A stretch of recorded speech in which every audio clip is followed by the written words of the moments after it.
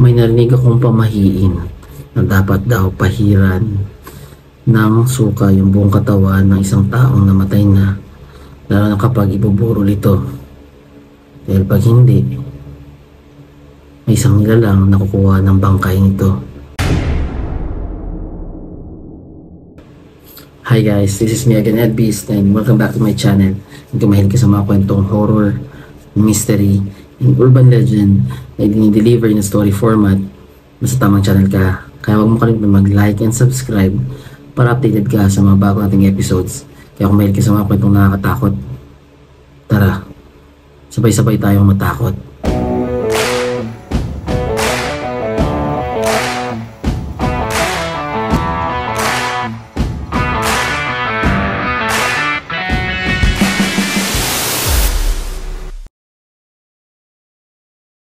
May isang nilalang o isang klase ng aswang na sobrang lakas ng pang-amoy sa mga taong malapit ng pumanaw. At pag may mga bangkay o may mga burol o may mga taong namatay na, ang nilalang na to ay tinatawag na busaw. Isa tong klaseng aswang na kumakain ng mga bangkay. Sa umaga ay parang normal na tao lang itong naglalakad-lakad sa paligid. And based sa research na meron ako sa kanila, for sure hindi ito accurate 100% okay. Pero ang mga lahing nito ay sobrang dami daw. Kaya kapag kumakain ito o naghahanap ng pagkain ay pumupunta ito sa iba-ibang lugar, lalo-lalo na sa mga matataong lugar sa syudad, para makain ito, makakuha ng bangkay. And isa sa mga ginagawa nila ay dumadalaw sila sa mga burol. And sobrang bilis nilang gumalaw na sa isang iglap kaya nilang palitan yung katawan ng namatay ang puno ng saging. And hindi lang yun, no, pag nakain na nila yung katawan nito, yung mga natirang buto ng bangkay ay nililibing nila at nilalagyan ng halaman sa ibabaw para hindi magludo yung mga tao kung anong meron doon. So ganun sila kagaling, and nakakatakot rin sila na klase ng mga aswang. Ngayon, punta tayo sa kwento. May kwento akong narinig na nangyari daw about 9 years ago. Sa Cavite na naman to. Bakit ba ang daming aswang sa Cavite? Sabihin nyo nga yun pa sa akin. So, ang nangyari daw ay pumanan yung kanyang ama, itong batang to, and that time he was only 15 years old. So, dalawa lang sila magkapatid, may kuya siya. And sobrang bait daw ng kanyang ama na kahit yung mga pamilya nila sa malalayo at mga kaibigan ay bumiyahe pa para lang makapag-vigil or makadalaw, no, sa kung saan nakaburo yung kanyang ama. So, nung time na to, dumating yung lola niya, which is yung tita ng kanyang papa na isang albularyo, and tumira siya doon dati nung bata pa siya. Naalala nga nitong batang to na may mga kwento sa kanyang papa niya about sa lola niya na yun, and yung mga pamahiin na meron sila. So, kapag albularyo is they're very superstitious. And nung time na to, nung pagkatiting daw ng lola niya, dali-dali itong tinanong kung napahiran na ba daw ng suka yung buong katawan ng kanyang ama. Sabi nila hindi, and since fresh pa talaga sa kanila yung pagkamatay ng kanyang papa, ay hindi pumayag ng kanyang nanay, and medyo nag-argue sila ng time na yun. Pero since mabait lang naman tong anak ng lola niya, which is yung tito niya, na close din sa kanyang tatay, ay pumagit na siya and sinabi na pasensya na marami na itong pamahiin na pinaniniwalaan yung kanyang nanay, and sinabihan pa niya nanay niya na wala siya sa bundok, kaya wag niya na ipilit yung gusto niya, and respetuhin yung asawa at yung buong pamilya nang namatay. So dahil doon nagalit yung lola niya, and nag-walk out na lang. Sabi niya parang bahala kayo kung ayaw niyo maniwala sa akin, hindi nyo alam na sa paligid lang daw yung mga busaw, which is sa paligid lang talaga mga busaw, nakaabang lagi. Ngayon, naawa siya nung sa lola niya na siya na lang kumausap, and nagpakwento siya kung ano ba to mga busaw na to, and in-explain niya sa kanya kung ano ito. So sabi niya sa lola niya na baka wala naman dito kasi sobrang daming tao naman nakatingin. Sabi sa kanya ng lola niya na sa isang lugar may busaw, laging nakaabang at nagmamatsyag, mabibilis ito kapag hindi mo binantayan. So importante doon na laging may bantay na gising sa kabaong ng kanyang tatay para masigurado nila, nakilala lang nila yung mga tumitingin at hindi ito busaw. So nung mga time na to, tulog na ang halos lahat ng pamilya niya, and yung batang to na lang ang gising. Tulog na rin yung kanyang lola, pero sinabihan siya nito na kailangan wag siyang matulog, and pantay niya talaga kung sino yung mga tumitingin sa kabaong ng kanyang tatay. And wag naman siya, no? Habang andun siya lang mag-isa doon banda sa harapan ng kanyang tatay, no? Yung iba sa labas na nagsusugal. Di nagtagal, madaling araw dumating, may isang lalaki na sobrang laki doon ng katawan na pumasok doon. And tinignan yung katawan ng kanyang tatay, pero hindi niya makita yung mukha nito dahil nakatalikod to sa kanya, and parang ayaw ipakita yung kanyang mukha. Pero sinakala niya lang na trabahador ito or dating katrabaho ng kanyang ama. Nakusap niya ito at sinabihan na magmerienda muna, pero hindi ito kumibo, hindi ito nagsalita at nakatayo lang doon. Pero sobrang antok na naman panahon ito, and pumipikit-pikit na yung mga mata niya. Kaya hindi niya nakayanan at nakatulog na talaga siya. Saglit lang siya tulog, no? Pero ilang minutes nung dumaan, bigla niya narinig yung sigaw ng kanyang lola na parang sinasabihan siya na bakit ka natutulog? Ba't hindi mo binabantayan yung tatay mo? Sabi niya na parang kakailip ko lang, hindi pa naman tagal.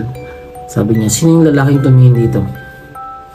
So tinanong niya to, and sabi niya baka katrabaho lang ng papa niya. Pero sumigaw yung kanyang lola na hindi yung katrabaho ng papa mo dahil hindi mo to kilala, isa yung busaw at takuha na yung katawan ng kanyang tatay.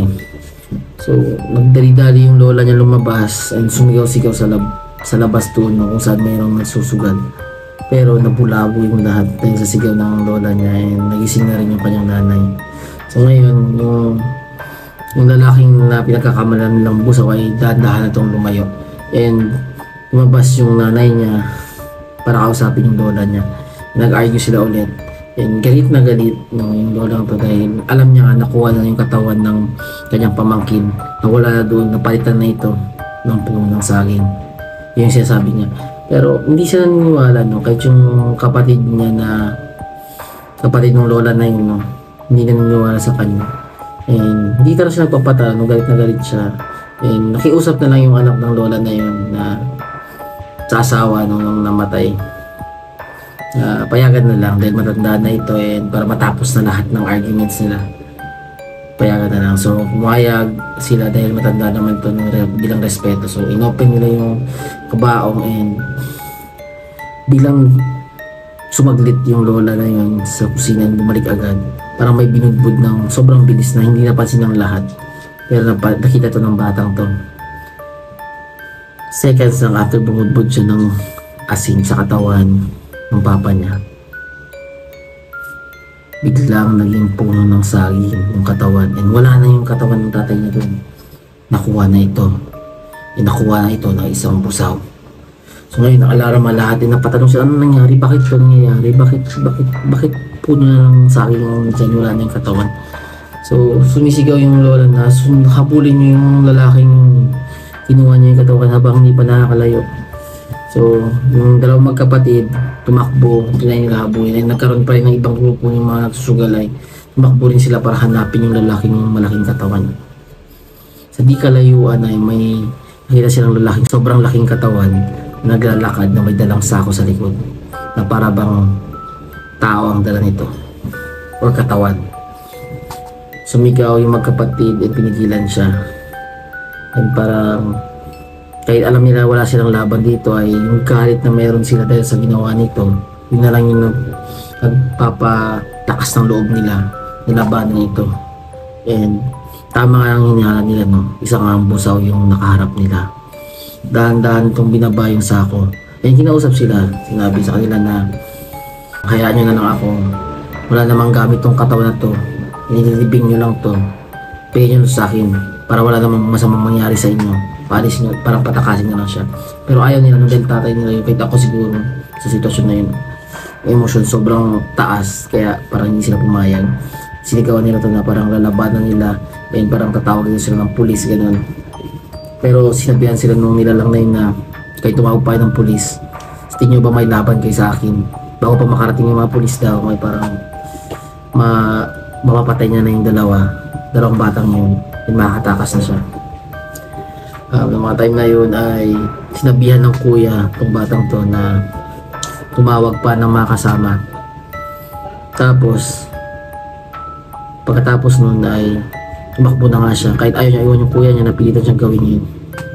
Nung nakaalis siya ay yung kuya niya yung parang nag-buy ng time or nag-stall para hindi umalis agad yung nilalang na yun para masave pa rin yung katawan ng kanyang tatay.